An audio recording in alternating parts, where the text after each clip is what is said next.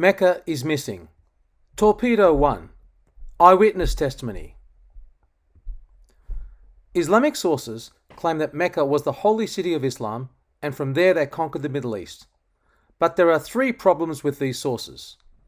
Problem number one is that these sources were written up to 300 years after the events they describe. Below we see a diagram of the sources for the standard Islamic narrative or sin. We have the Sirah, or the biographies of Muhammad. We have the Hadith, the sayings of Muhammad. The Tafsir, the commentaries on the Quran, and the Tariq, the histories of mankind. Now, according to these sources, Muhammad died in AD 632. But the first authorized biography of Muhammad doesn't appear until AD 833, just over 200 years later. The collections of Muhammad's sayings or hadith start in 870 and go to 915. That's approximately 250 years after he died. And the commentaries and the histories are written in 923. That's nearly 300 years after he died. So these sources are too late to represent eyewitness testimony. Problem number two. These sources were written nearly 1800 kilometers away. They were written by men from places like Bukhara, Tabaristan, and Cairo, and who are working in Baghdad, which is 1800 kilometers away from Mecca. So not only were they too late, they were too far away. They could not have been eyewitnesses.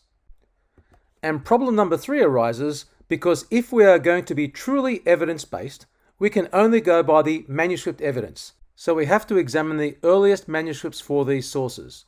Now, it's bad enough that the standard Islamic narrative or sin dates for the sources are 200 to 300 years after Muhammad's death, but the earliest manuscripts for these sources are even later than this. As we can see from the diagram below, the earliest manuscripts for the Hadith are the 11th to the 15th centuries.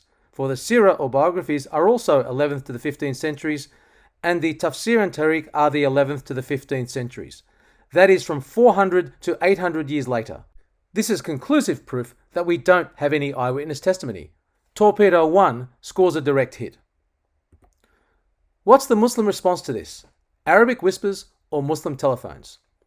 When confronted by this 300-year gap, Muslims claim that we can accept the sin because the information has been handed down unchanged by a process of oral tradition. They claim that the memories of the first Muslims were good enough to preserve the facts without change. And they cite the fact that people today can memorize the Quran from childhood as evidence for this. However, modern memory science simply does not support the standard Islamic narrative. It shows that memory degrades very rapidly, so that 75% of what we hear is forgotten within 1 week. That's the very reason that good teachers do lots of revision with their students. And the only reason that people today can memorize the Quran is because they have something written down to memorize. Also, anthropological studies of cultures that use oral tradition do not support the sin. They show that while oral tradition can transfer information, it's not word for word. Each time the story is retold, it changes, just like a singer does not perform exactly the same way every time they perform. Therefore, much variation is possible. Just think of the children's game Chinese Whispers or the telephone game, where the whole message can change in just a few minutes of oral transmission. And if that much change can happen in a few minutes, imagine what can happen over 250 years of oral transmission. Therefore, in conclusion, we have no eyewitness testimony that Mecca existed in the 7th century as the Muslim holy city. Torpedo 1 scores a direct hit.